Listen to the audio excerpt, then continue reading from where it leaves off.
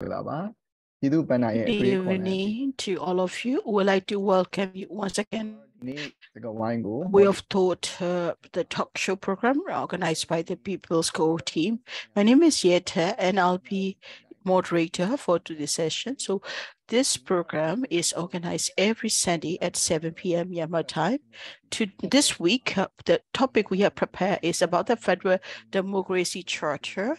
That recently we are also hearing a lot of discussion about the Federal Democracy Charter as well, and that it has been second year anniversary of the Federal Democracy Charter on the 31st of March.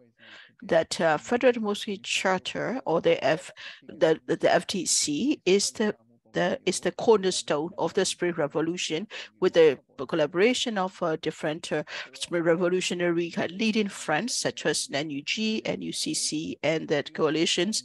It is considered the basic cornerstone for this revolution, and that it also includes the different discussions and the points made by the different stakeholders to the future federal union. So on the one hand, it is the cornerstone of the Spring Revolution. It is also, in other ways, it also is for the way forward. So what do we expect from the Federal Democracy Charter? That the fact that it's very important. What are the expectations from the youth, and that what you want to do? So today's talk show will be looking at the youth perspective on the Federal Democracy Charter. You know, what does the youth think of a Federal Democracy Charter, and then what they want to change, how they want to see, what do they expect from it? So I have invited youth revolutionary and youth leaders who are contributing to this revolution in different ways. So I have invited them to share their perspectives on the Federal Democracy Charter. First of all, I would like to invite our speakers to introduce themselves. So firstly, I would like to invite Hphone. Please introduce yourself to our audience. Thank you. My name is Aung. I'm a member of the CEC of the Yangon University Students Union. Thank you, Hphone. Next speaker, I would like to ask to introduce this from the General Strike Committee of Nationalities, Elena. Please introduce yourself. Thank you. My name is Elena, and I'm a member of the General Strike Committee of the Nationalities of the Spring Revolution. We were first established on the 11th of February, and I participated as an ethnic Rakhine, and I participated in the GSCN. My name is Elena. Thank you. Thank you for the introduction. And last but not the least, Nanle, please introduce yourself. Thank you. My name is Nanle. My mother organization is Takata, that University Students Union as well. I'm also part of the Alliance of the General Strike Committees. Mainly, my work is for that civil disobedience movement, and as a revolutionary, I'm serving my duty in every route that I can. It's a pleasure to meet all of you. Thank you. Thank you very much for the introduction. So let's start today's talk show. Before we just start, I would like to introduce you about the format of today's talk show, because we have invited the youth, and we will be doing it in a very casual way, informal way, so the youth can also discuss independently. So we are here, the youth leaders working in different organizations, different capacity, but they'll be sharing their own perspective. They are also sharing the voice of the youth. They do not. We cannot consider that as they are representative of their organization. They'll be sharing their own individual and personal perspectives on the topic as well, and that so it is not just. I also like to invite the audience not to listen to our speaker. Please also participate in the discussion. You can also ask us questions through the comments and the comments of the social media pages that you are watching. So feel free to join us using the Zoom link, and then also participate in the discussion, and then in this this particular topic with our speakers as well, so that once we have go a bit into the discussion, we'll also open the floor for Q&A. So we'll start the discussion. I would like to start with Guang Pomo on that. What I understand from you is that before the Federal Democracy Charter was adopted, you were arrested. You were arrested in March, and then only after 2 years later that you got released. But while you were in the prison, have you heard about the Federal Democracy Charter, about the discussion, or did you only learn about it after you were released, or how did you feel? And when you learned about the Federal Democracy Charter, that what were your first impressions of the Federal Democracy Charter?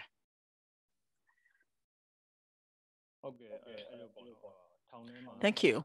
I was in prison. So in the prison, people talk about that Federal Democracy Charter.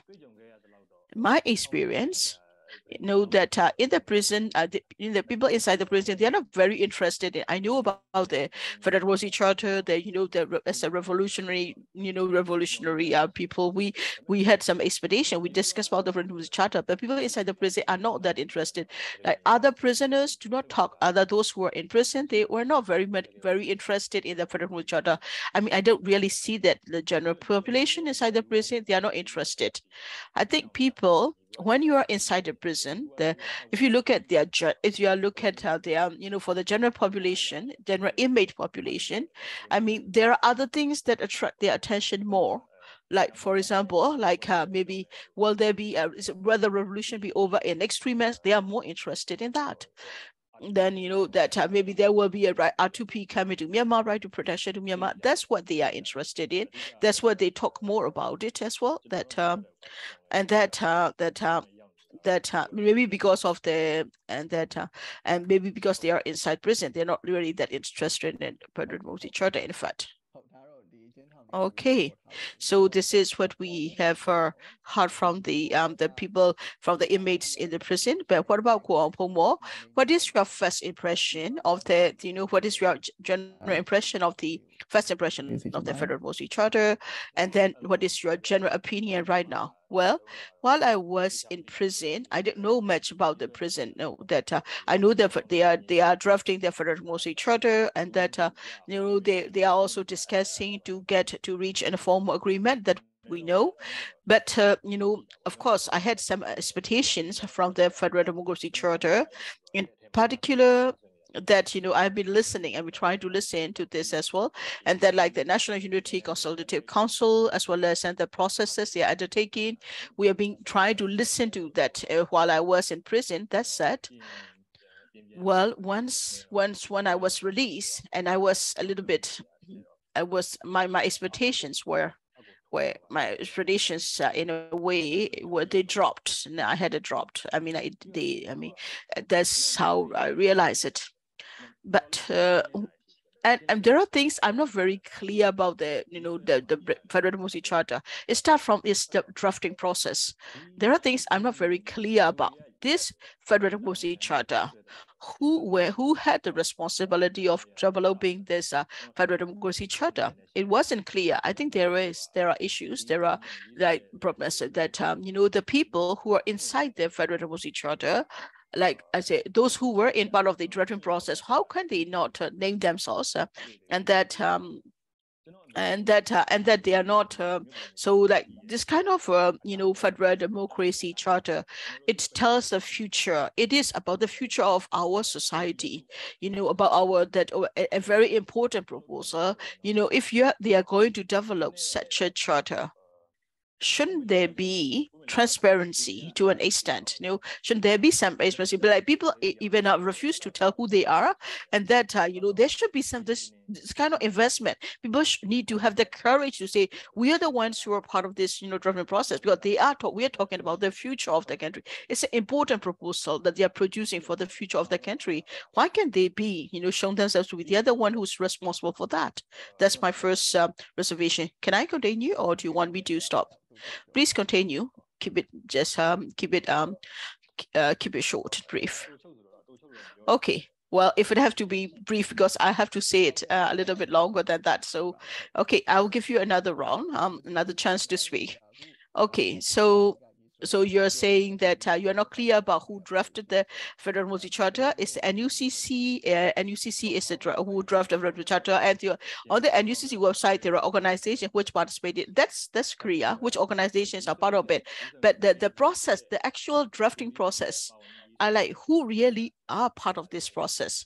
I want to know like who really had a long political debates and which leaders were part of that as well, and that's something we are not very clear about. And then again, and it's been like this now. Federal Democracy Charter is now it's now second anniversary. It's 2 years now.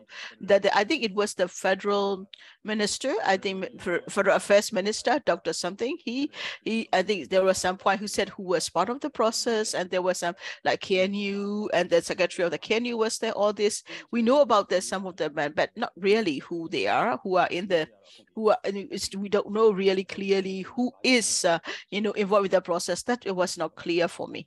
Thank you. Thank you.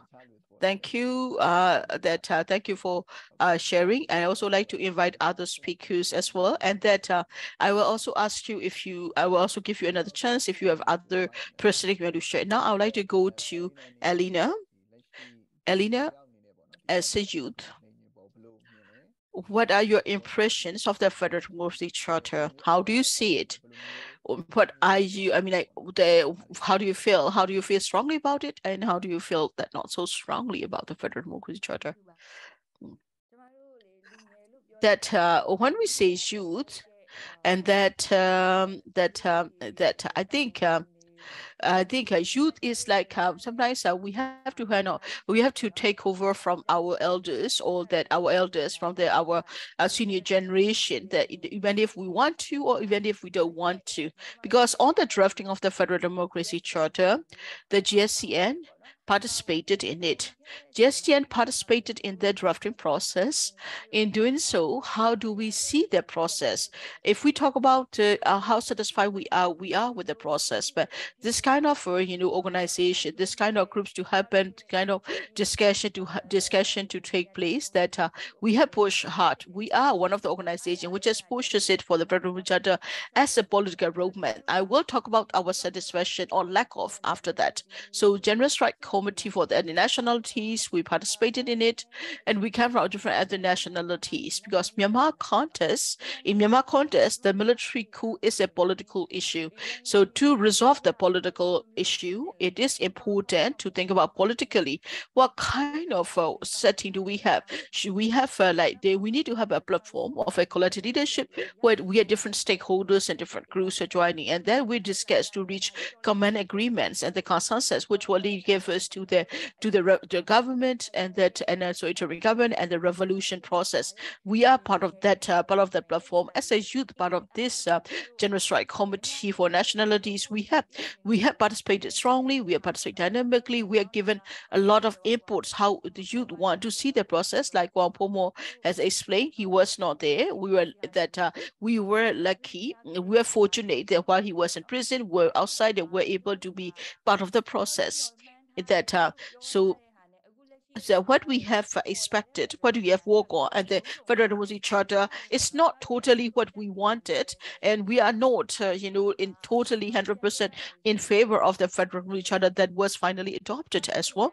But we had the essence of the statements and that the provisions that we have made is that in Myanmar we have a major issue of a lack of political inequality, as well lack of justice, and then lack of guarantee of the basic rights. And these are the problems and the issues that we need to resolve. Only then we'll be able to find political solutions to this issue. It is important that all of us, all the organizations, part of the process is to join in the march. We started working in March, but people didn't know about it.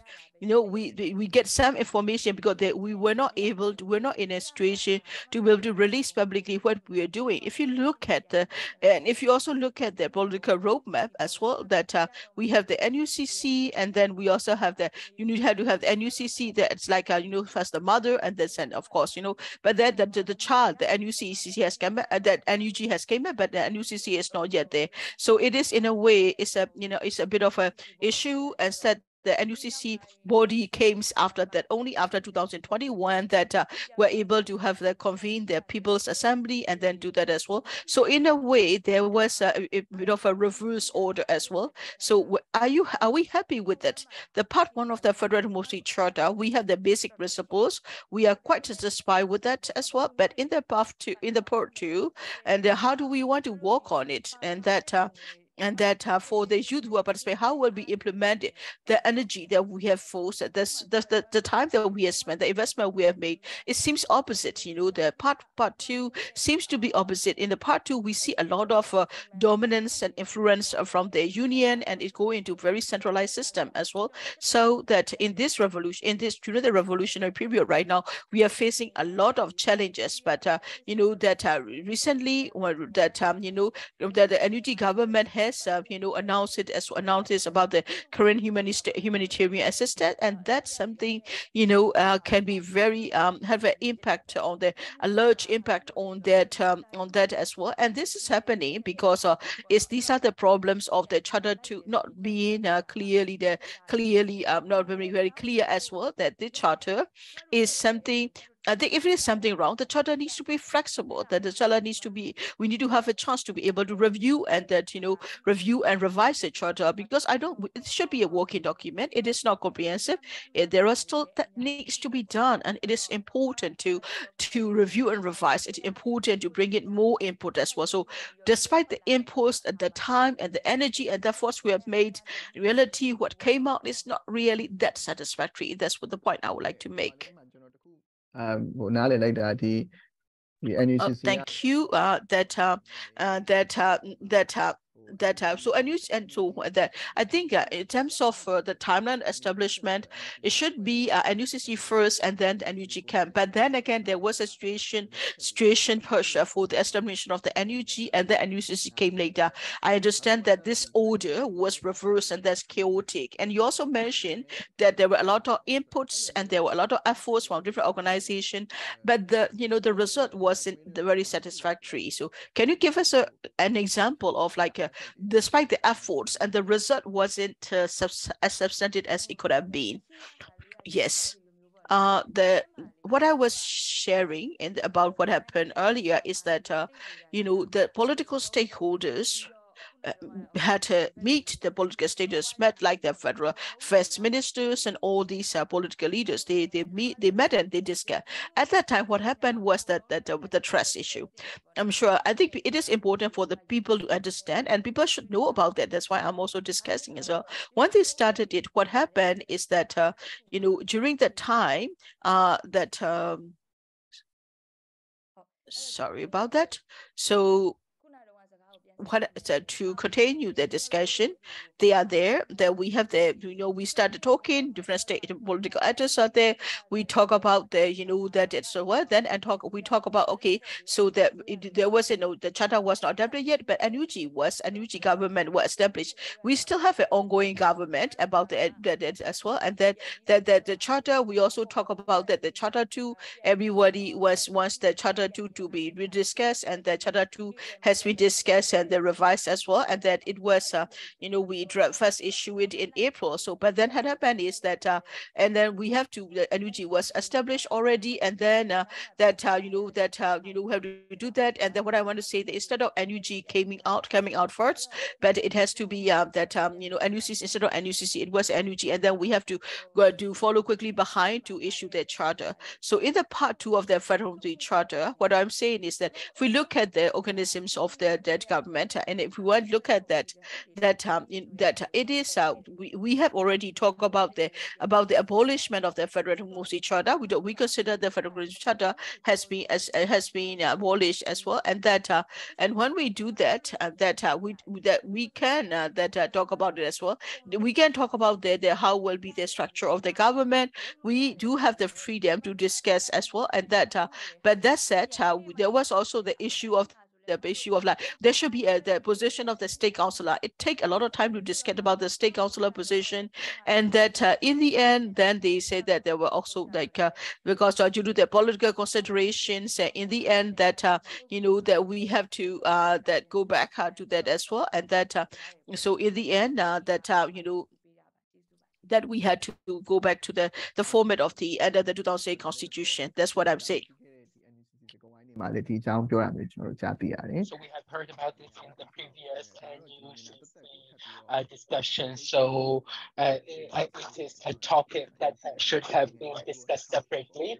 The state councillor position, how long it will be taken into account, and then how long it will be used, and then the senior people need to discuss this on in very deeply on this issue. So let me go right now to Corneli, and then in this right now the charter has been 2 years so far, and then how do you see what kind of challenges have you come across, and how did you arrive to the existing place? Can you please talk about it? So first, I am really happy to meet with my comrades here, and then I have been invited very openly, and then it has been only 3 to 4 minutes that then I have to discuss, and please remind me when the time comes. And then Popomo, Elena, our comrades are discussing about it, the federal charter, and then the situation of the revolution at the time of this charter being drafted, and every situation. And after 2 years that has passed here, what is the situation now? And then what are the differences? And then I have been thinking about this. For example, openly speaking, FDC started like 2 years ago. It was endorsed, but then the endorsed has started 2 years later. So within 2 years, and then the internal debate, it has been an internal debate, and that has not been very open in the public, and only after these 2 years it has been on public. The discussion has been a debate, but then it is just going round and round within internally, and the public do not know much about it. The FDC, like the members of those who have been working on this FDC cannot present it to the public, and it has been a weakness in these years. And secondly, FDC, why it has been weakened. It started and then announced on the 30th of March, and then like 2008 constitution has been abolished, and then 8 April, and then April 16, that is like NUG has been formed. So February, March, April, within three months, it has this is the spring when the spring revolution is very kind of like strengthened, and all these processes happen during that period. So who has drafted this? And then these people that has been, you have like and then the 9 people committee have drafted it, and then in the first charter, like FDC started this, and then people have discussed about this, and then after the discussions, like everyone agree on the first charter, and then the second part of the charter at that time was, as far as I could remember, so the a government to be established as quick as possible, and then the charter as it has been a priority to my understanding, because the second part of the charter, if you read it, the objectives of this is the formation of the NUG, and then in order to form the NUG. The objective has been very clear in the part 2 of the charter in this to form the NUG. So like Elena has said earlier, so the timing difference, NUG wasn't there, there was NUG. And then, but then the formation was not formal, but then NUG has been established very quickly in order to have this NUG set up like CRPH and UCC together in coordination to form the NUG. To my understanding, the coordination where there were gaps, NUG was formed. The needs of this the revolution, then people have understood it, even though they are not in, like this has to be discussed, this has to be reformed. But then from March 31st, on the day the charter has been announced, and then until NUG has been formed in May and June, some of the charter were being reviewed until when? 2022, January 27, until the People's Assembly. And then it has been endorsed at that time. So what I could say is that some of the procedure of the federal democracy charter is kind of like going back and forth, and then there has been misunderstanding. 2 years have passed, and there has been gaps, and then we are going through those gaps until today. Frankly speaking, after 2 years transitional constitution, we have arrived to this stage, but then the deadlock is being stuck there. And transitional constitution, like there has been debate, a lot of talks on this, and then a lot of confrontation. So this has to be a talk, but then I think that this cannot be. I don't think cannot be overcome. This can be overcome. To what extent there is a political will there, and then it has been something that we need to discuss. After 2 years have passed, in summary, Federal Democracy Charter has been a very strengthened period, and then this has been drafted and endorsed. FDC Part 1. So everyone talks about it.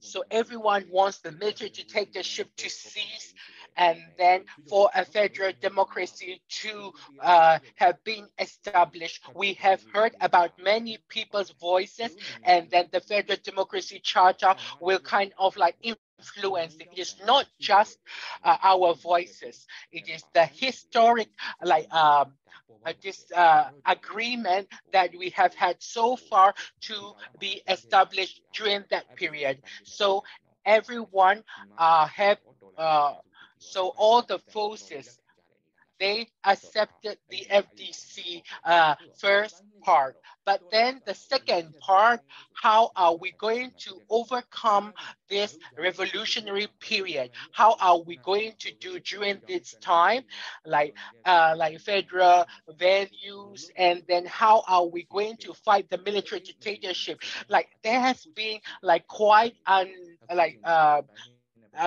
disagreement between them, and then it has been in conflict until now. The first part was like to discuss, and then it is a policy and a framework. And then second part is like NUG and UCC, something like that. They have arranged it in a way that they think that they will do it in a way. And then they do not get to the agreement. And right now it has been a deadlock to our situation. And then this is what I would like to summarize and to my comrades as well as the people from here. So what I have been thinking is that the part 2 is arranged by the elderly people, and then maybe that we are right now, are we blaming the elderly people by the youth? So So let's talk about what is not being happy about this, and then how are we going to go to possible solution. And then let me invite Guampomo at this point. Guampomo was talking about this. People in the prison are not interested in. Until March last year, FDC was not something that people are interested in, and then NUCC talked about it, NUG was talking about it, and then so this gets attention right now. Why? Then this is what we need to consider further. Guampomo has earlier said the expectations when read, it went down. So can you please explain about this? The main thing that I would like to, it's not that I read and then my expectations were going down. People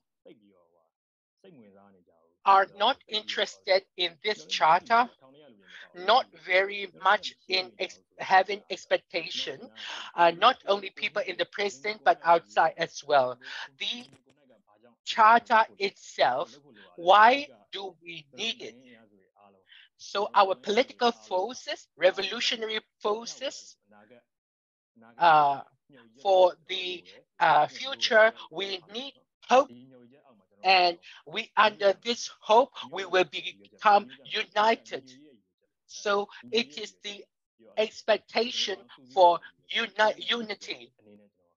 So I have seen this. This is the objectives of the charter. It is the reason why we need this charter. If it is the case, and then why people are not interested in this charter, and then why don't they expect much? Because this expectation in the charter on the ground situation as well as in the top situation where policy drafter are there, the unity of the revolution is like being kind of like implemented or not. I think the youth are not interested in as well, but then on the ground,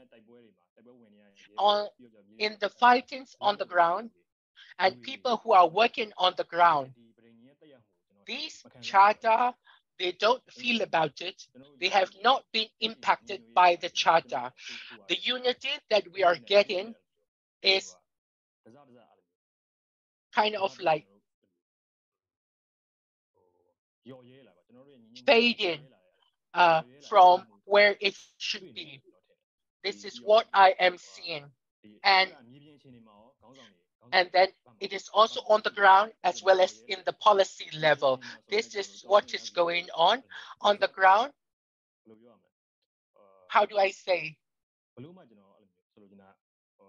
So what I cannot like present it. Everything is scattered, and then at the policy drafter level, like NUCC, there are groups that left, and then there has been deadlock situation there. So there should be a unity, a cooperation.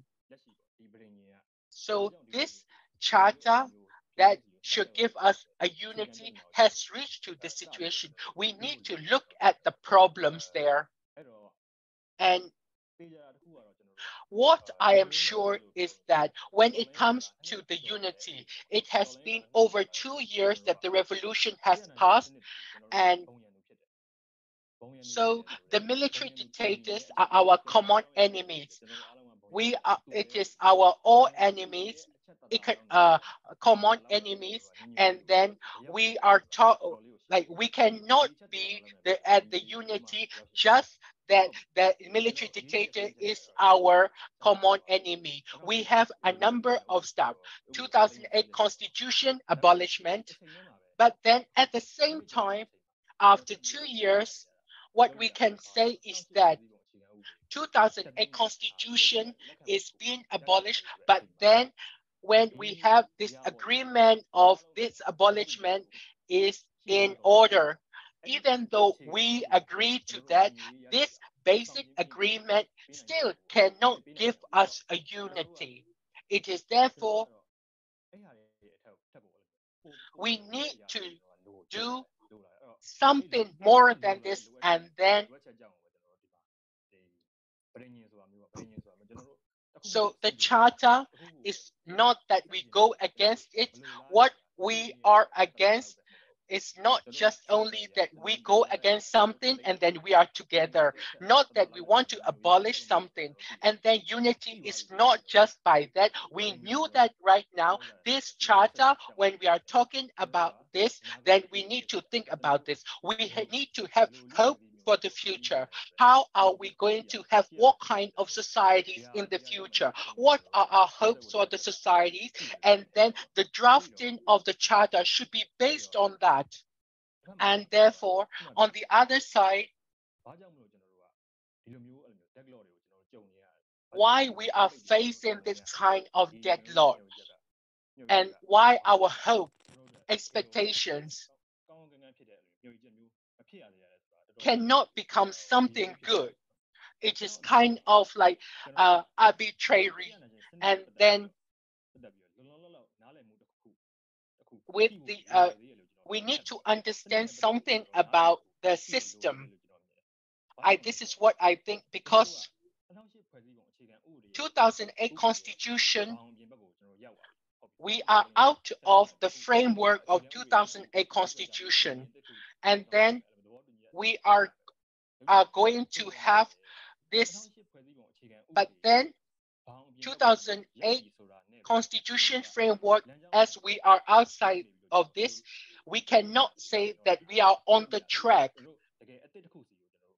So when we are on the track, we cannot say that we are on track for something new, because the laws in our country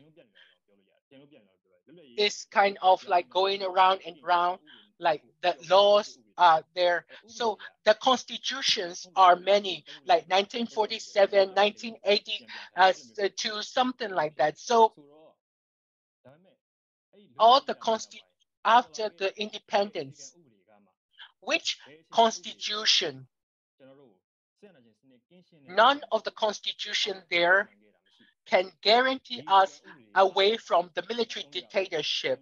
All these constitutions are being end up in the military dictatorship. When we talk about the system, the military dictatorship, we need to investigate. We need to look at it.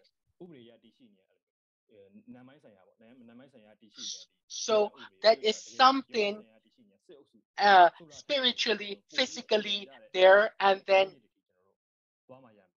we have to go there. This is what I was thinking. And then what could be that then is that our sovereignty, when we are constructing our sovereignty, the sovereignty itself, it is part of it. We have to see this. What it is the military sovereignty. At last, it is a federal union, Myanmar, a federal union state. So it has been there before independence, after independence, and right now it is there. And then in the future, it will be there. So because this existence, so there has been like boundaries, differentiation. It is based on that there is going to be a central government. And then this assumption itself is that the sovereignty problem is there. This is what I think. The sovereignty itself is a military sovereignty. So on the opposite, what we have to say is that when we are talking about the Union of Myanmar, historically, it is not there, After the independence, there is nothing. Until now, there isn't anything as such. So we have to get out of this framework and think new, because it is not there. So in order to have a central sovereignty, that there is always a problem, and then it is going to be there as so what it is said really is about, in my opinion, the charter is good. I can accept that. The value, the norms, they are very good. I can accept that. But what is really said about is the national unity government. So before that, they have CRPH. So those who are leading the revolution, what they have been assumed, and their basic thinking, how they are thinking themselves when the announcement that they made, they are the one who has the sovereignty. So on the other hand, it has been very sad. It is the same as the sovereignty, the military sovereignty of the military. So this is something the same. So what we have to do is not only in this charter, but also recently the institution that has been formed, and the assumption needs to be out of this framework. The central government, so it is really needed for all the boundaries. When you are announcing or declaring this, do you really need to do this?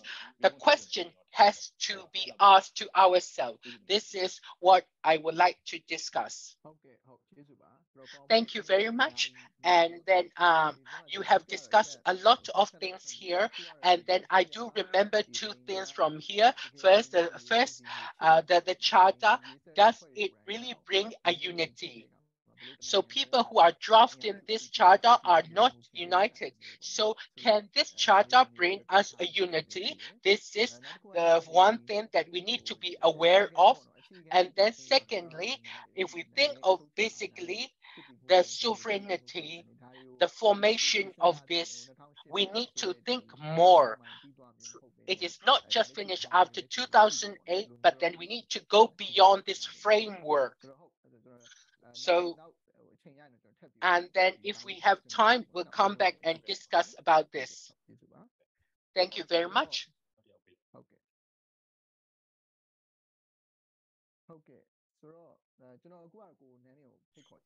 So let me invite Konale. Konale, if you want to say something about this, then you can also talk about it. And in this, there has been deadlock among these elderly people. And then is there any solution to that? And then to what extent we can be expecting about this? Can you please talk about this? Anything that we can overcome constructively, how can we overcome this? This question seems to be easy, but then difficult. Can we overcome this? And then after 2 years, there has been deadlock. There has been a number of them. And then for the first, second part of the constitution, it has been, so there has been a lot of discussions on this. And then, so we have come a lot in order to overcome. And the reason deadlocks, leaders, and then if they have political will, correct political will, and then there could be possibility to approach it well. And what I can say is that so this political deadlock can be approached by public debate and the voices of the people. What I would like to do in that way, it is not just only the deadlock, and then the current situation is that NUCC or NUG, we are not kind of like satisfied with them. The demand of this revolution, there has been, they have like political will, but then the revolution is in the front, the leaders are coming from the back. So I think that this is has to, like in the past, the revolution is in the front and it has been very strengthened. It is still going on with a strength, but then the type of this has been changed. And 2021, February, March, April. So what happened during that period? And then so So this is what I was thinking about this. CRPH has been emerged. The civil society organization, political forces have been forcing this in order to have the CRPH. And then the forces have different political forces to come together and to kind of like solve this together, to handle this together, and then to fight for it together. And at that time, we have been frozen it, and then 2008 abolishment. So we to have the charter, and then the struggles of everyone that has made it a possibility. After this has become then on the ground where the revolution is going on, all the forces. Now we have NUG, NUCC, 2008 constitution has been abolished, and then in the NUCC as well. So there has been fightings on the ground. People are more focusing on that. And then at that time, it's like we have been kind of like in a speedy momentum of this. But then on the ground, there has been a number of things, and then the dialogues, political dialogues are there, and then the fightings on the grounds are separate, and then the SAC unlawful killings, and then there's like struggle and economic situation where people are being impacted so badly. So even though there has been like the struggles there, they have a number of difficulties and challenges, and therefore, and people, there has been so many part, like why FDC is not known by many people, why NUCC is not known by people. So what we need to do is that in the beginning of the revolution, like the strengthened struggle, like with the political will, discussion, and then these deadlocks can be overcome, and I expect that as well technically.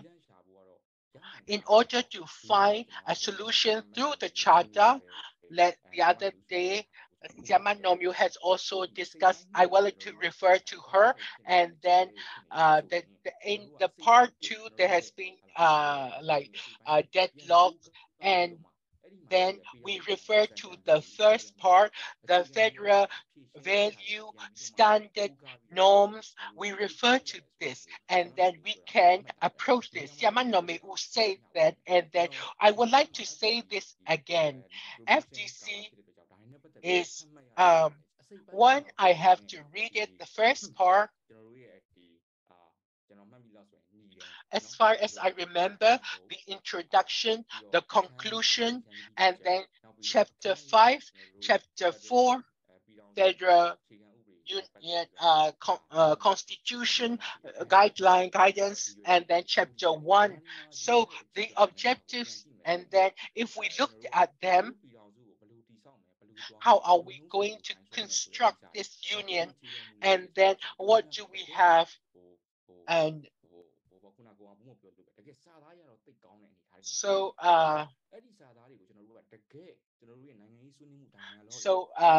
so this in everyday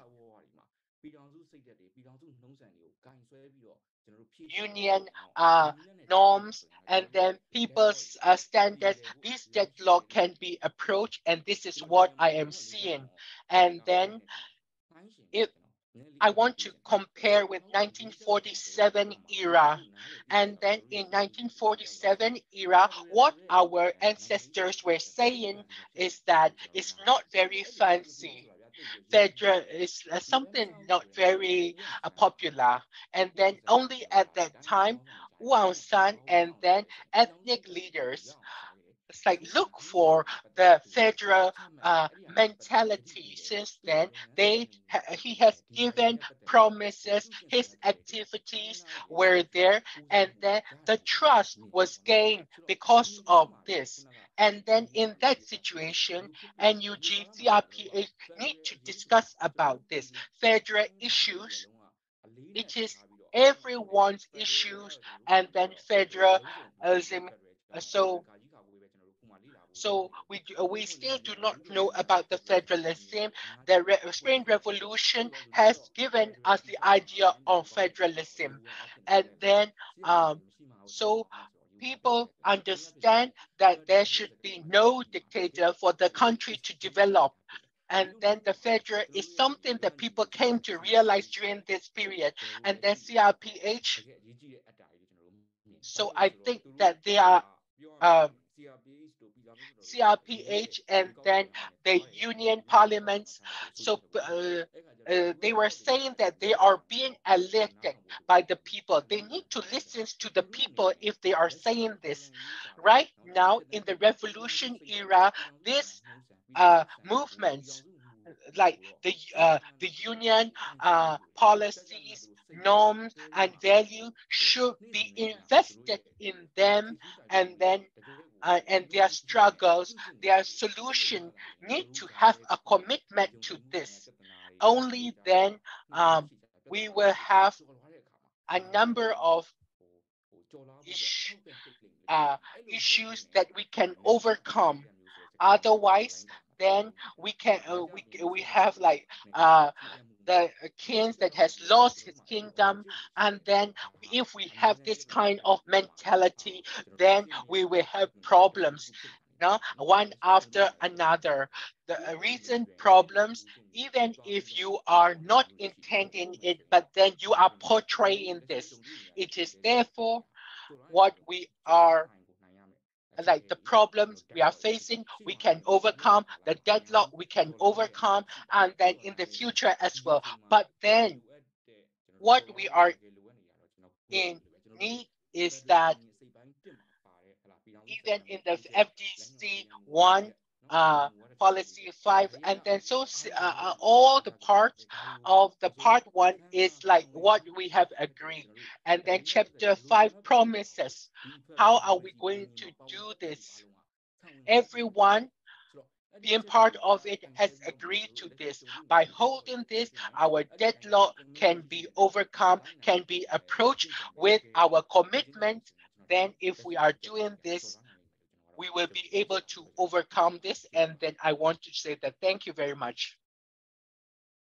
Okay, ကိုနိုင်နေကျေးဇူးတင်ပါတယ် ဆိုတော့ကျွန်တော်နားလည်လိုက်တာတော့ဒီလက်ရှိဖြစ်နေတဲ့အကျပ်တဲတွေဒီနိုင်ငံရေး Thank you, Kunali. What you have shared is that, to resolve the political issue and to the conflict, I think it is important to address the issue. It is important for the leaders to be genuine, to believe in their values, to believe in that the criteria, the standards deeply as well.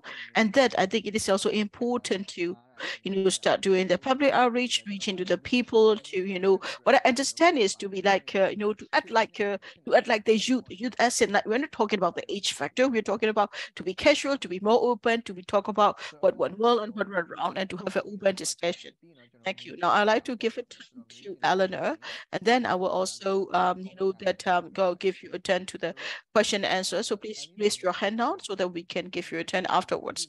Eleanor, my question to you is for the ethnic nationalities, for the non-Burmas, and then that when it comes to the Burma, this revolution is for the Burma people. The revolution has come into a top, come to a top, like come to a hit in the past 2 years for the ethnic nationalities. That the way forward with the federal democracy charter. What are the expectations and what will happen? Like that, do that nationalities feel ready to continue with it as well, and that in the I think for the second anniversary, that AA and others, many organizations also have share has sent a message, the messages on the on the drafting, has sent congratulatory messages on the about the drafting of the Federal Democracy Charter. Is it really genuine, or are they just making a show, or just they're doing a more of a PR movement or PR move, or that you think what should be done for if you want to increase the participation of the ethnic nationalities? What should be done? What do you think?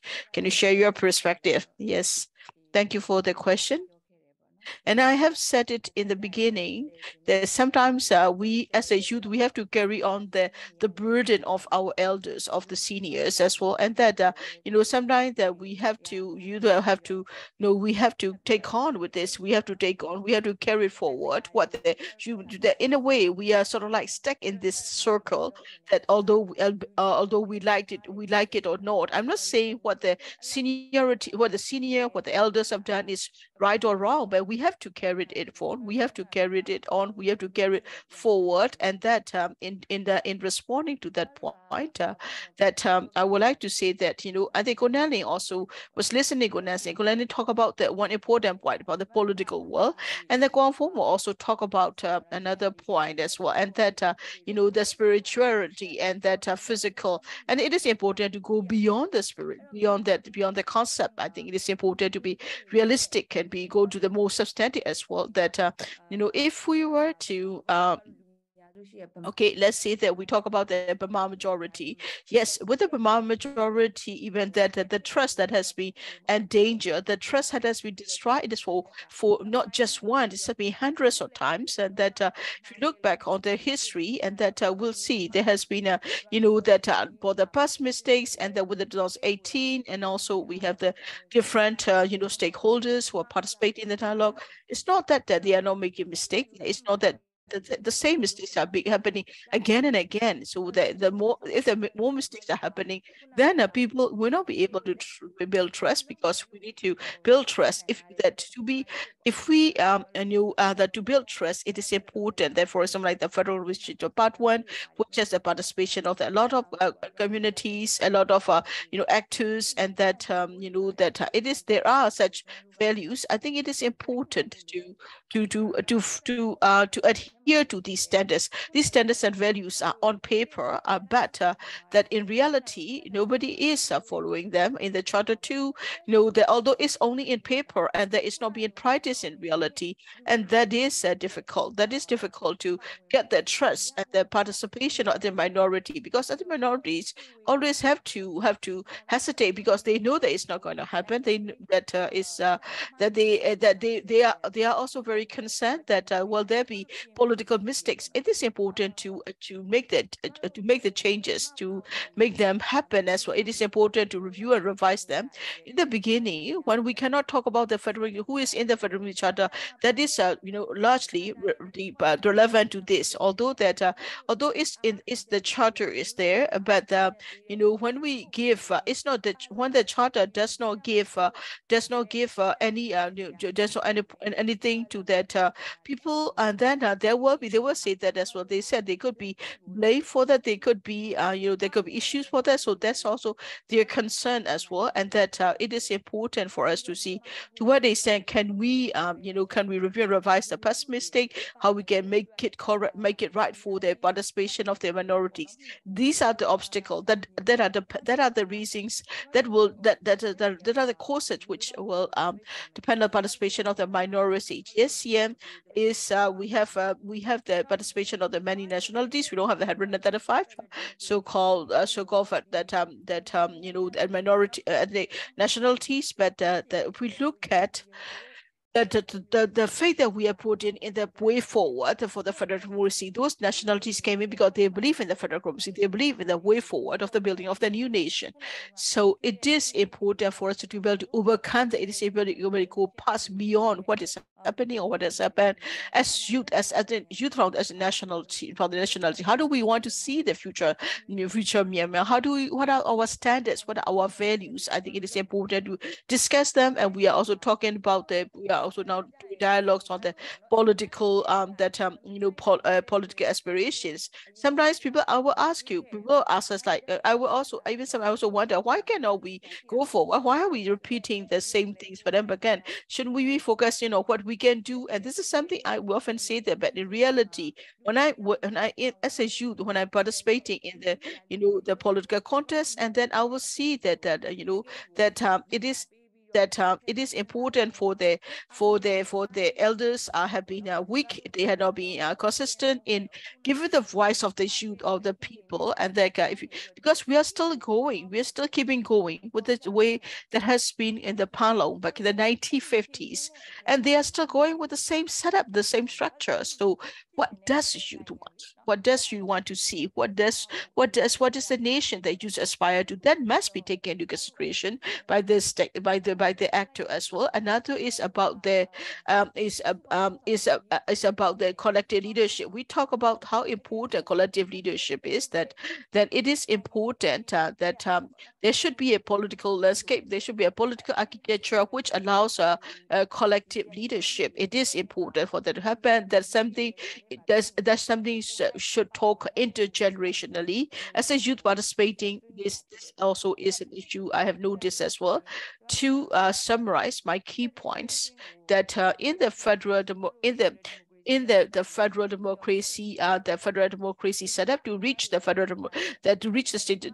nation build of democracy, it is important to correct the past mistakes and past grievances, and we cannot repeat the same mistakes we have done in the past.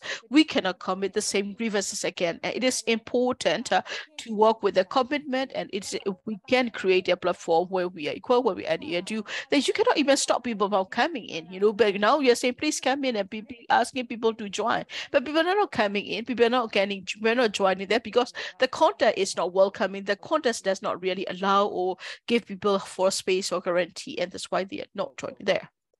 Thank you for the point. So that what I understand from you is you mentioned a lot of important points, and the key I have that I have heard from you is it is important to look at what happened in the past, because often we talk about leaving the past behind, and that and it is also important to go think about it, go forward. And because in this revolution we also talk quite a lot about transitional justice. It's not just about the punishment. The idea also is it is important to take lessons from the past, and then to be able to avoid the past mistake as well, and that it should not wait until the revolution is over. I think it is important for us to be able to look at what happened in the past, what went wrong in the past. I think it is important to speak and recognize the past grievances and mistakes, and then we'll be able to go forward, because without it, it will be difficult for us to move forward, to build trust. It is important to acknowledge and recognize. I think I might also be able to connect to what Hphone said. It is important important to identify the root causes of the problem, and also if we cannot cleaning up, and that it will be difficult for us as well. It is important for you to have the space and to be able to dream large, to dream about the future that they want to see, the future they aspire. That's why we need to have a space for you to be able to discuss. And I also like to invite, if you're interested in and you like to participate, not only youth, but if you're also the part of the people, part of the if you're interested in the particular topics, please feel free to join in the discussion as well. So now we are going into the question and Q&A. So there are also, we have received quite a bit of questions we have received in the Q&A. Thank you for that, but we might not be able to deal with everything, but we will select the most relevant questions. And if you want to participate verbally in this talk show, please raise your hand. So we have received also comments. The comments we have seen are made from the participant named Chris, that people are not interested in the Federal Military Charter because we haven't seen any credible results since the beginning as well. That not a single ethnicity or group own this as well. So I think it is that so rather than just one majority group doing that, it is important to ensure that all the important principles that most ethnic communities want should be part of it as well. Then having. And that part of the reason for the current deadlock is that it's the dominance of a majority as well, because it is important as well. It is in the federalism. I think it is also important to have rather than strong federal democracy than a strong weak federal democracy. It is important to ignore the existence of the powerful neighboring countries, and that just being stubborn in the moving forward is also the other reason for the deadlock as well.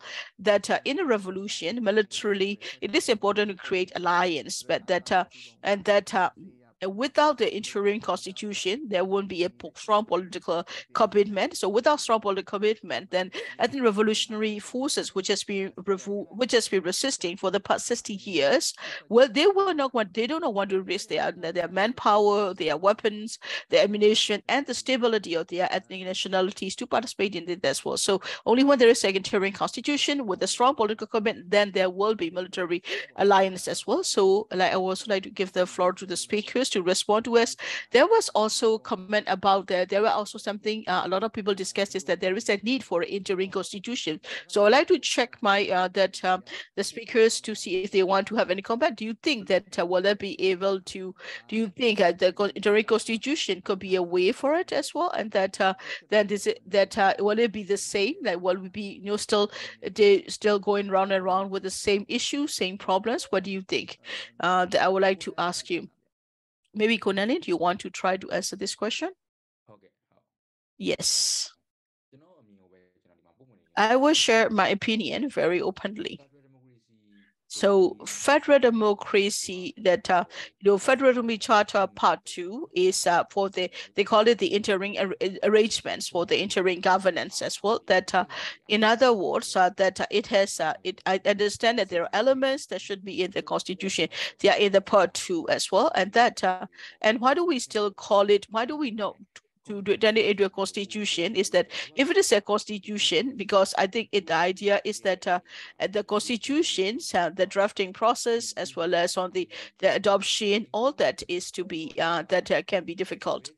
And that during the revolution, and that the world can it happen, and so this is something we need to consider as well. That that's why that if we by making the Federal Democracy Charter and to implement it, even then that there are only two parts as well, and that part one is okay, but when they come to part two, they are not okay, they are not happy with it, and it is already happening for right now as in the past 2 years as well. So one thing I agree is that political political commitment, strong political commitment, and political agreement needs to be there.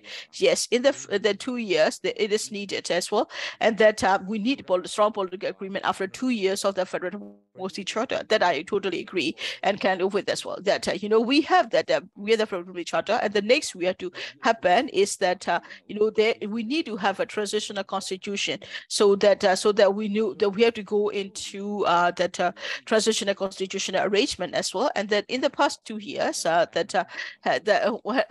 what is happening is that we had a people assembly. We had that there is also the part after that adoption of the Federal Charter, and there was a review of that review from the April, May to the next year, January. It took a lot of time to review this as well, and that there were also concern about it should be linked with the resistance that is going on. It's not happening. Only in January they were able to hold that people's that there was a people assembly to adopt it. There was already NUCC. There is also the NUG. There is also CRPH. All that is there, but at the same time that the FDC is strength or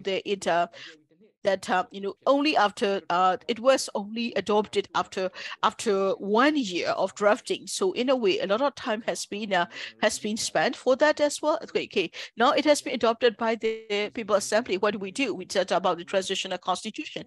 There was some efforts to do the transitional constitution. We're not there yet.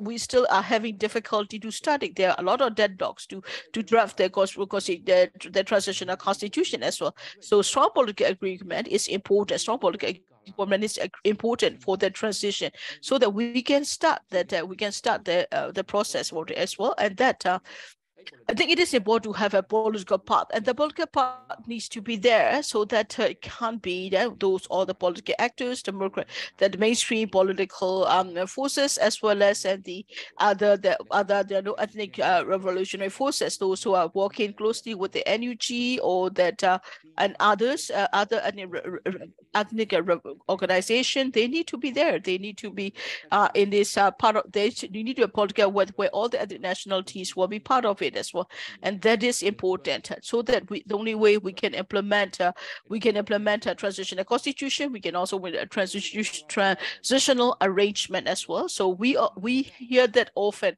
We hear a lot about it. The transition and the interim and for the democracy. All this we hear that a lot.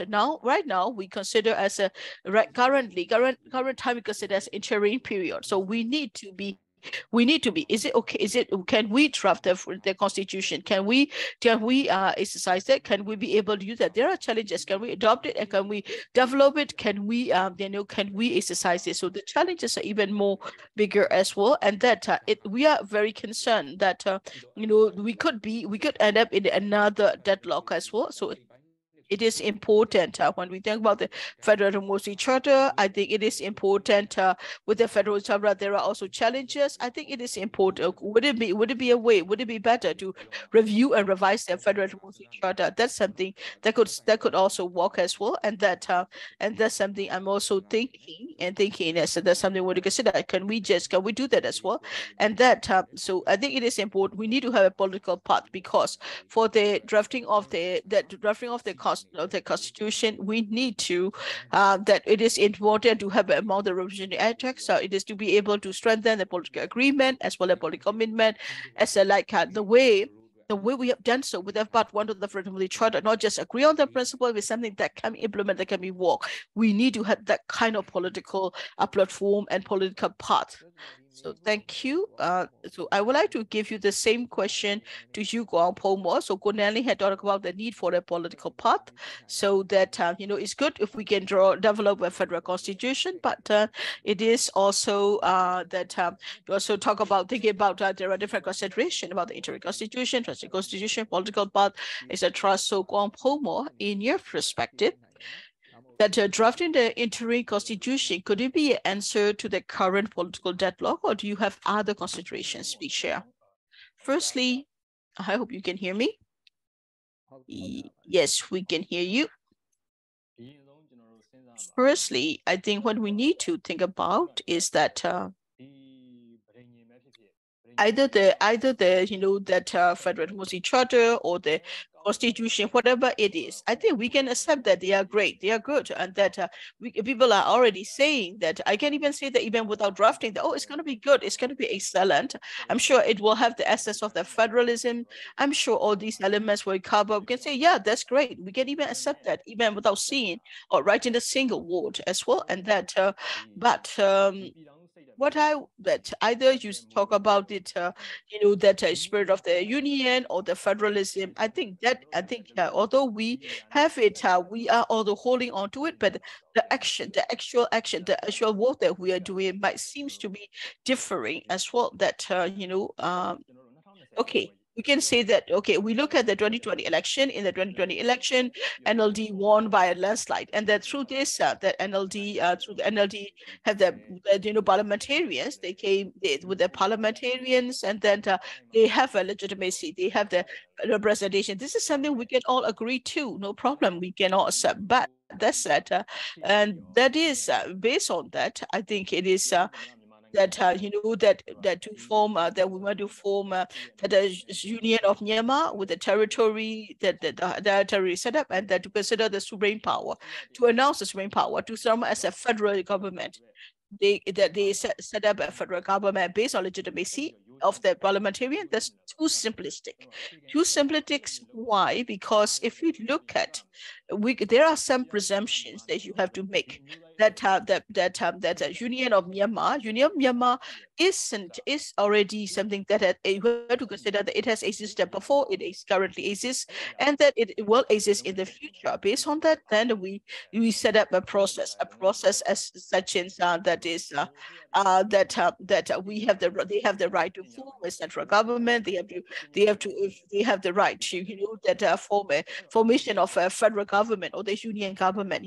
That that thinking, where does it come from? The problem is that problem comes from that our current efforts, and that our current efforts are for liberation, the freedom as well. Then we are fighting for the freedom. Are they in line with our fight for freedom? Are they new ideas? Are they new concept? Are they new way of thinking? And that's the basics we have to start from. I think these are not new. These are all ideas. These are all old ideas. So that we are, in a way, we are repeating the same thing. Before the Myanmar military, they have always practiced that as well, and that's why they have. This is the central, that like a supreme power of the state is something that the military have always referred to. Are we repeating the same system, the same thinking? What we need to do now is that whatever kind of agreement is there, whatever kind of agreement exists, and that it is important for us to, whether we are trying to produce another kind of a charter or whatever agreement there is, or the constitution, that constitution and that agreement should come from the people on the ground, should be something the people who are at the grassroots level need to have a clear understanding, clear discussion, the kind of political processes needed that come from the people, from the grassroots community. They understand, they agree, and only then this agreement will work. That's what I see it. It should not come from the top down. It should be bottom up. It should come from the people and go to the people. Never should be coming down from the top. That it is important. You cannot consider that yourself as a the federal government. It is important to start from the bottom, from the people, to start with the strong political process from the people, to have a clear understanding and a dialogue, and then set this from there just to coming that will work. That's what I think is. And if it is not like that, then it will not. I'm very doubtful that it will work. If it is not, if it's a top down again, then it will not work. That's what I feel. Thank you, Kwangpo, for sharing your perspective. So I think due to it also is connected to the point that you have made earlier as well, and that so when you are in the revolution, and that it is important to think about that that instead of thinking about the country, the existence and identity, not just not just to bring on with it, but to start from the very beginning. But while you're listening to you, they're also making that during the NUCC dialogues, I also heard that that FDC is inspired from the South Africa freedom Charter, and that but there is also a difference that the Freedom Charter is come from the people in the South Africa. Freedom Charter came from the people as well, and that it's not like that it's not like no, it's very open. It was very clear. It was not very top down, because that's what I understand, that they're not like the FDC, because the Freedom Charter was bringing the inputs of the other people, and then to think about, okay, let's start from the future of the country. Let's start from there. So very open. It was very transparent. It also bring the inputs from the people as well. Can I speak now? Yes. Yes. So what kind of agreement there is? What we are saying is that it should come from the people, and that the people who are on the ground, they are working on it, and that it is important that for the people, that if it is not an agreement that come from the bottom, that come from the people, that come from the the ground, then it will. What I'm saying is that the agreement will not work, because that's what has been missing that's what is missing. So it should come from the bottom as well. So we have Lillian who has raised her hand. Please, Lillian, you can speak now. Please, either your discussion or your comment or the question, please keep it brief and to the point. Thank you. Thank you for the opportunity to ask questions. And I also raised a question in the chat box as well. And that, and I was listening to the other, the brothers talking about it as well. We are talking about the FDC part 2 is that, we talk about the challenges of, putting them together to form the FDC Charter 2 is not getting there, getting to for the way to work together for a way to common ground or common pathway as well. And that and you see and that it's not like a conversation of like allied forces as well. That's we're going to see. On the one hand, we can also see that if you look at the NUG, even the term is used as national unity government, even the name itself, and that the way you is that, and that it is something what after 2020 election, and that Amunyo there was some discussion they want to have with other ethnic parties, and they use that national unity is there. They are trying to bring in the legacy of 2020 general election, and they are also bringing that as well, and that they are also trying to bring in as well that they, in a way, they try to they try to play the political upper hand, so to speak. And that situation, and that's a contest. It's not that, especially for the non-Burma revolutionary forces or the political parties like SNLD, and that they are not there, and that and also that we also have like the like other biggest I think revolutionary forces. They are not there. That is also the reason. I think if we look at the way the revolutionary forces are scattered across, that is really highly concerning for us as well. And then in such a contest, what do you think about the issue? And that when we are in discussion, I think you are talking about what we should do. If you are talking about what should be done, I think it is the answer is that I don't think what you are saying, they won't be doing it. The current leaders, they do whatever they want. That's why also this is happening. So you're talking about what should be, you're talking about what should we do. This is the future you want. This is how you want the process to see. And that in that case, that's something not those in the current leadership position see or understood that, okay, how are you going to do that? How are you going to get that?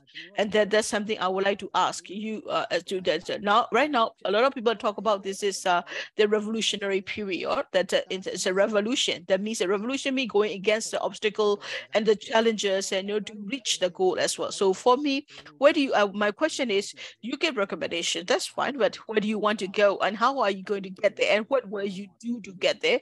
I would like to ask the question to all the three speakers. Thank you. Thank you for the question, and that's an excellent question indeed. And that I think I would like to consider as a closing question to all the three speakers. So thank you for the participating in the discussion. So this will be it will consider as a closing question to all three speakers because they all three will respond. Now I'd like to invite Chris. Could you keep it short to the point, please? Chris, go ahead.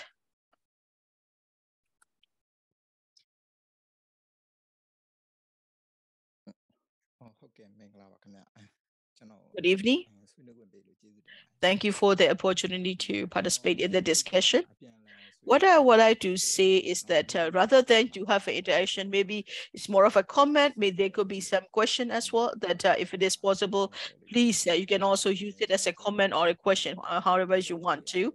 And that firstly, I would like to talk about the deadlock, the causes for the deadlock. As you have been listening, talking about why the deadlock has happened. I think that we have. I think I mean, ignoring what the. I think that ignoring our neighboring country is an issue because of our. If we look at the geopolitics of Myanmar, I think we are attached. We are attached to the major superpower as well. If you look at in the north, and if you look at the north of Myanmar, you will see that most of us are, connected, most of it to the neighboring country as well, and that it is a northern organization also has officially announced that they had a meeting and they discussed as well, and that and also that good part China has also said, or the organization has also heard this as well. So right now we are in a deadlock situation as well. If we're going to ignore the geopolitics once again, and it will be harder for us to be able to get out of the current situation. So another thing we should think about is that in Myanmar politics, that Chinese participation in Myanmar politics should consider Chinese is always, running behind the politics as well. I think if we were to go into the details and explain about it, China is involved in Myanmar, and that you need to think about as well. And that China doesn't want Myanmar to have democracy. That Myanmar they don't want a strong democracy. They don't want federal democracy in Myanmar. That's very clear. They were very against it as well. If you study the politics, you will know that whenever that a strong federal entity, if we try to build that, then I'm sure that that means that that the control of the union government over that them will be very much lower as well. So that if we were say we federal, what will happen is that we federal is more of a confederate format for the confederation than the federal states, federal units. Federal units that the states will have federal units as a power, and that is not as strong as a democracy. So the federal states, the federal states, they have their own power. They have power. They have their own laws for their federal units. So there was some political reservation as well. To keep it short, I think for China that they don't want federal democracy in Myanmar. That means that along Myanmar border and around the China border, all the ethnic organizations, if they rally together, if they get united, then it will threaten China, that China stability, China integrity, so that they don't want that they will make sure to get confederate. They will push federate so the federal units have more power. If we are too stubborn, if we go with the federalism, what happened? Then this is a very public comment as well, and I'm making it that I will not be. What will happen is I will not reach, try to provoke public outreach. But I think we need to think about it as well. If we cannot two-step on, if we cannot be stuck on our own that path, because we need to think about the geopolitics. We want to think about that neighboring countries. But the other superpowers, we definitely need to take them into consideration to be able to overcome that deadlock as well. Because that's what we need to be very clear. What we need is that internal unity is very important, and it is important to build that. But while we are trying to build that, it is also important to think about the importance of the neighboring country, that the superpowers that are neighbors to us. It is important to think about them too. Thank you for the point you have raised. Geopolitics is important. That geopolitics and that geopolitical power play is also important. Thank you for sharing that, and also that not just that it is also important to think not only about the federalism, also think about the confederation as well. Now, I would like to give the floor to Elena. Elena, while you're responding to the points that we have been discussing, can you also give at the same time give a wrap up as well to answer as well? Confederation or in the chat room also there is like some questions, and then how is your opinion on that? And another question is that some of the ethnicity, they already have their constitution. Has it already been considered? Can you please answer these two questions? And at last, here you are a young person, and then what is happening with the elderly people, and what is going to be your solution if you have to point this out, and then we will conclude it from here. So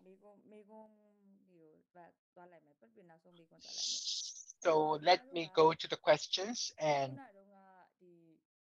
earlier,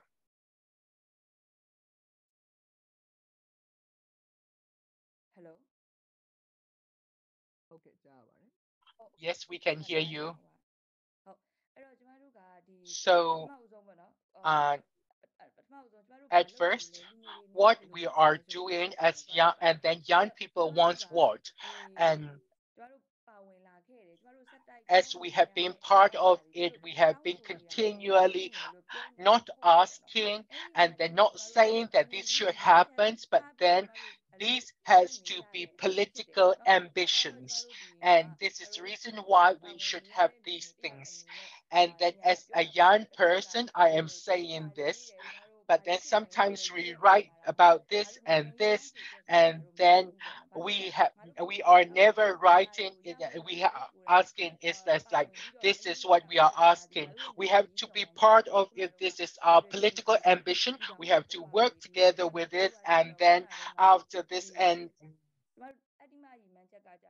so our mission is like to like the constitution has been abolished 2008. If it is not there beyond this period, in the interim period, and then later when we need to have a federal constitution there, and then it has to be what includes of our norms and federal values. We are still doing this, and then starting from 2021, and then we are working on this. And right now our revolutionary forces are working, and then we all need to review our political arena here, and in the future where we are going. Right now the 2008 has been abolished, and then what do we want as young people? We are asking questions, and then the young people are not giving any answer. We do our homework, and then it is not to be very far from other people, the public, and then we need to work together with the public. We're working together, but then it will not be exhaustive, because we are working on this, and we will have mistakes here. And if we make mistakes, we have to review ourselves and make it correct. During the revolutionary period, the political momentum is very quick. Our capacity, every revolutionary struggles or forces have experienced this, because we have like this head, we have too many heads that we have to wear. We have to work a lot, but then these young people, I believe in them. I am a young person myself. I'm not asking for this. And then there are those who've been arrested. In order for them to be released, we are asking for this. In this situation, they are also oppressed. Many people, like either inside the prison and outside the prison, people are being pressured, people are being suppressed. There are people inside prison, outside also. It is kind of like the same thing, like you are in the prison even though you are outside of the prison. So these activities, we are working on it in order for us all free. Not all our activities will be exhaustive, but then we need to work among ourselves, and then we need to um, work together. And then we have like question 1 and 2. When we talked about a federal democracy, it's like self-determination, equality in politics. So when we talked about self-determination in democracy, what should have what? We should have what? We have this kind of things. But then in reality, the majority is influencing, and then we have to work on this in the federalism as well. It is a politics process. And then the those who are in power And then how are we going to divide the authority and power? So decentralization to the states, like in those like three stages of, so those area cannot be done. The union is involved in this, so it is almost like a confederate as well. So like I said earlier, why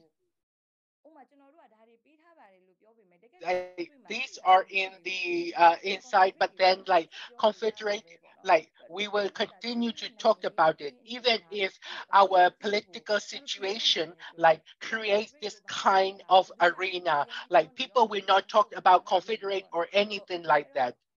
Therefore today, in if I have to summarize it, we have been part of a federal democracy charter, and some of the issues I am happy about it. There are some of the issues that need to be reviewed and amended. We need to have the courage to be amended, and then we need to also admit and then take lesson learned of our mistakes and not to make and repeat our mistakes again. And therefore our promises should also be taken into account, and our political deadlock might be able to overcome. Thank you very much for being part of the discussions today, and then I hope that you will be part of it also in the future. So we have some questions, and then after this, so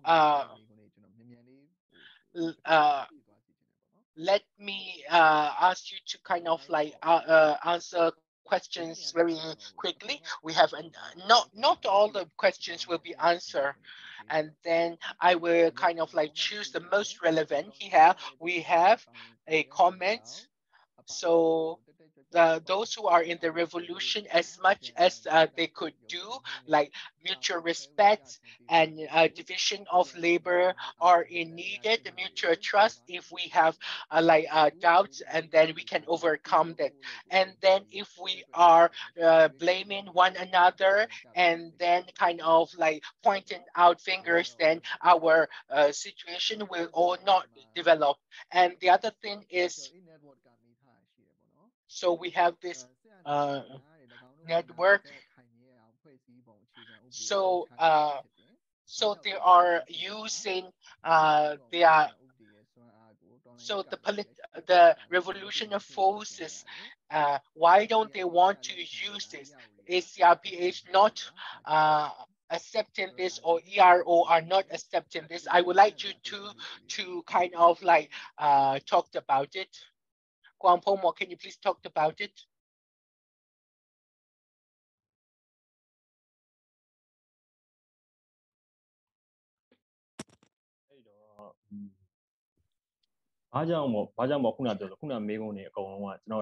Last questions. Why we have this kind of problems, and why like the talks and the doing is like different, and then the policy level and the implementation level, why they are all like very separated, because these all are, so the sovereignty is not new, something new, and so it is the same as what the military sovereignty is doing. It is the reason that we are standing on this, and that's why we're not moving. Our imaginations are on this, and therefore we will not go anywhere. What I am sure is that if we say this and we're just talking about this, what are we going to do? What are we going to do is that, in my point of view, either NUG or whoever, if they cannot give up this military sovereignty mindset, we need to let them go first. We let them go first, and then we need to think of our route, and then people on the ground, we need to talk, get their consensus, and either a charter or whatever. Then so we need to do this as well, and I think that we will have to do something about this.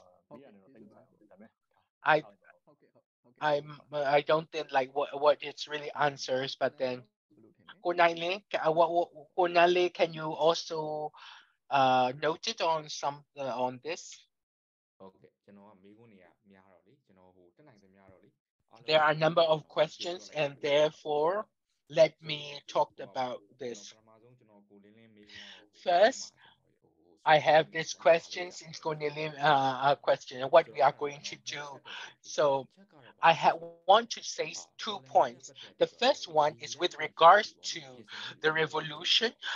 For the long term and middle term, we need to think of it now. And then so I think that our comrades need to know as well. Like the revolution will not finish with 6 months, 1 year, or 2 years. So far, within 2 years, we have encountered it already, and so we have to look at this as well. 2 years ago, in the revolution, we have experienced this, and then we have come on the street, and then we have these and then in 2007 ancestor, we have to prepare at least for 2 years. So it has like kind of like in my mind, at least 2 years we have to prepare for this. But the thing is, what I am experiencing is that many people are on the street. 2 years, it might not be that long, and then I have this impression. Even though we knew that it is like 2 years, and then the revolution have a lot of challenges, we have a new issues, we have learned a lot, and then the revolutions are not just like within this period. And then if we are thinking that it will be like this, then we will not have this like trust building process. Therefore, for the revolution, we need to think of like 2 years, 3 years, something like that. When I say this, people will not like it. The revolution is like a long time. We don't like it, and we don't want it to. But the thing is that we don't want to be that long. That's why we have to frame it carefully. Most of the majority of the Burmese, so like a kings who have lost their kingdom, like so what happened in the palace, and then so goats went to other places, and then after this coming back and fight again, and then you got it back. Then uh, those who were part of it, we have done this like so they think about this in the long run. But then it's for 70 years. So the ethnic cities are thinking in the long term. Some of the agenda right now, uh, so um, they are also working closely with the NUG, and then whether you are working closely or not, the work that they are doing is so it is not that they have the same agenda. Maybe like in some instances they have the same agenda and they worked on it, but then in the long term, how are we going to have the same agenda in order to go forward to quickly finish like just at the end of this year, or then like whether 3 years or 4 years or 5 years, what are we going to do and then implement it practically? This is what we need in practice. So this is what I am thinking about it, and then we need to work on this as well. Second, right now,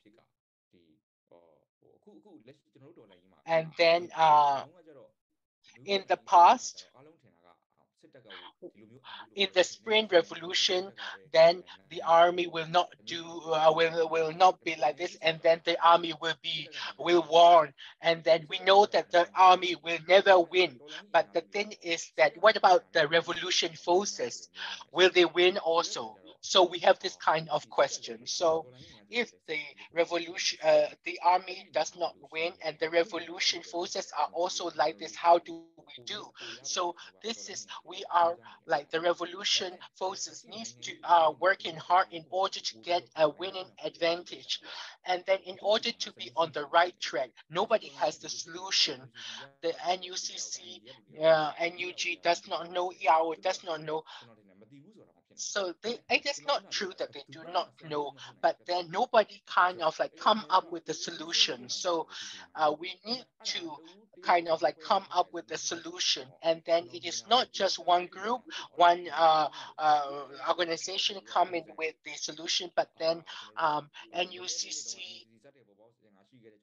since at the time they were formed, and then the expectation then, and then expectation now may not be the same. NUGCC itself, we think that they will come up with a solution, but then NUCC itself needs to review this and consider it.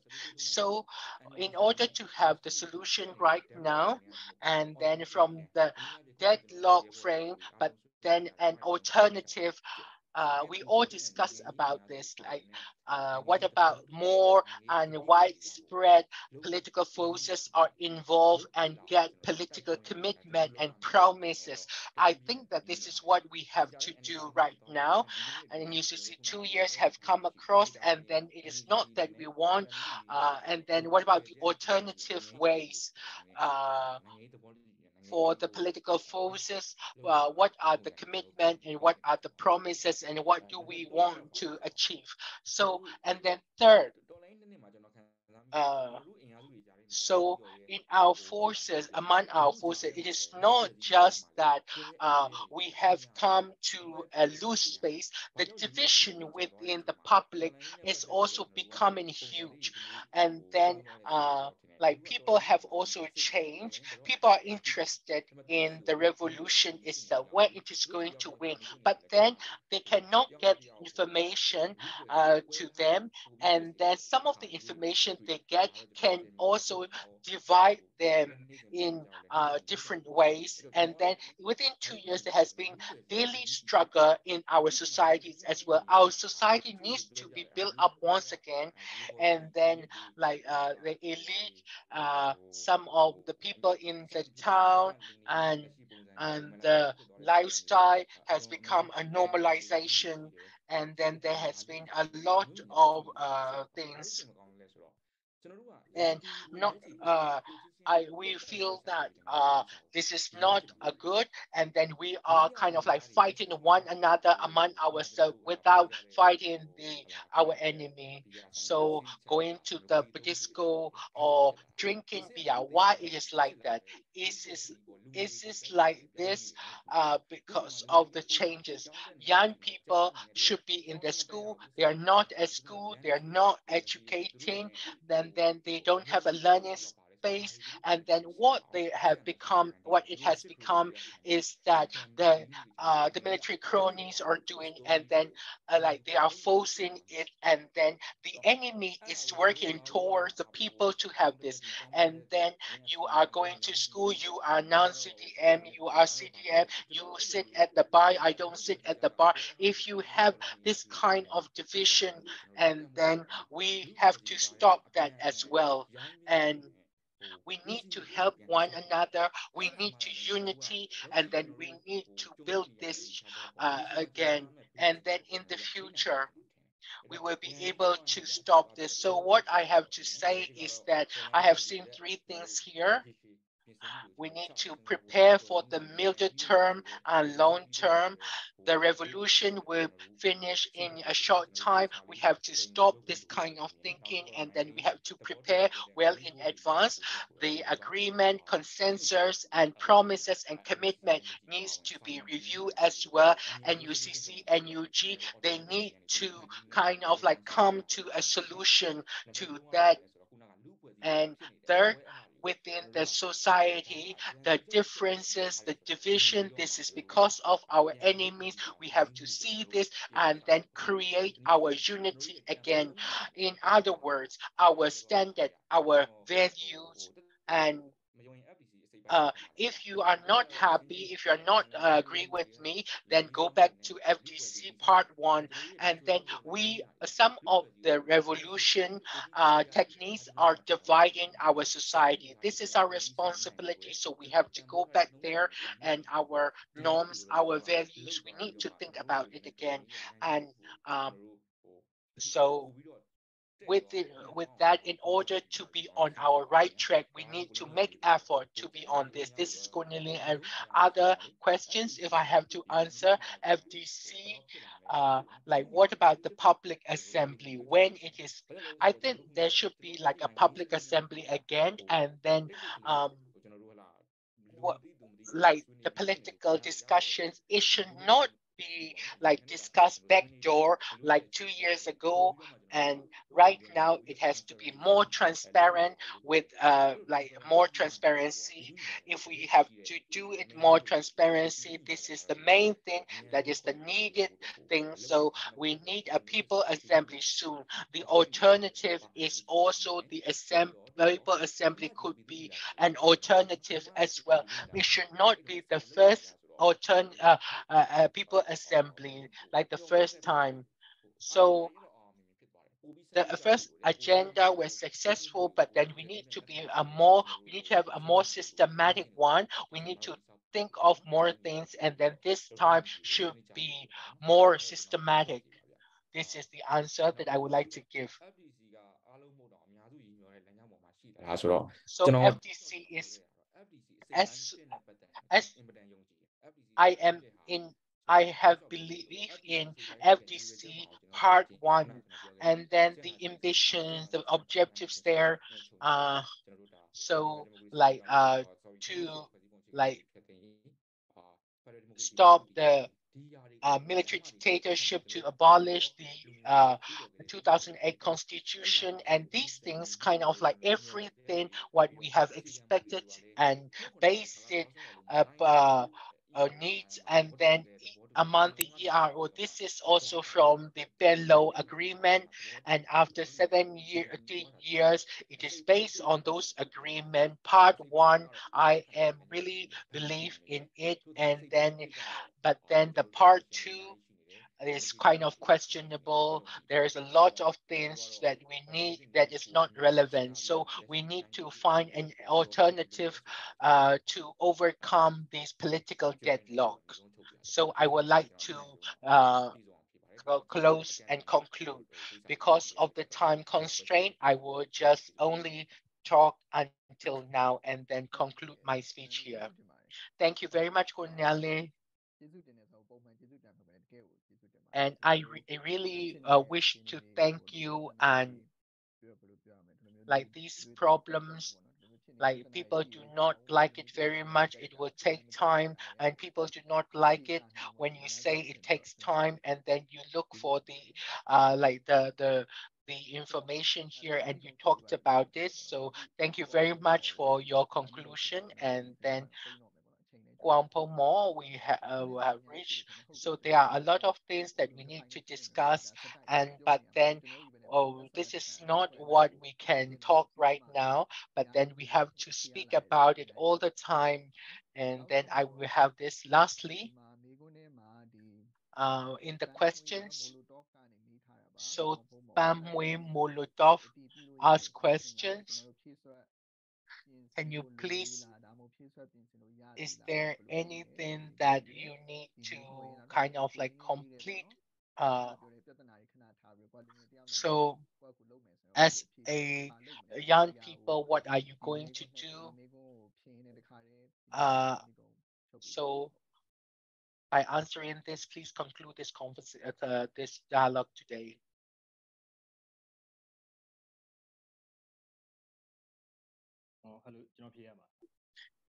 Do I have to answer this? Yes, this is last question.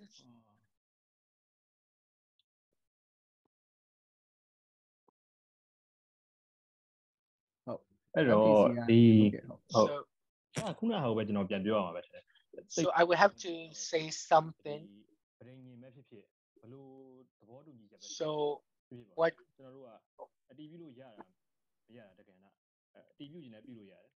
so we can endorse or we cannot endorse. There is no differences, but the thing is that if we endorse this political process, if we are working on this, if we are doing this political process, so it has to be with those on the ground. If it is like this, then the rest will be sorted out. And then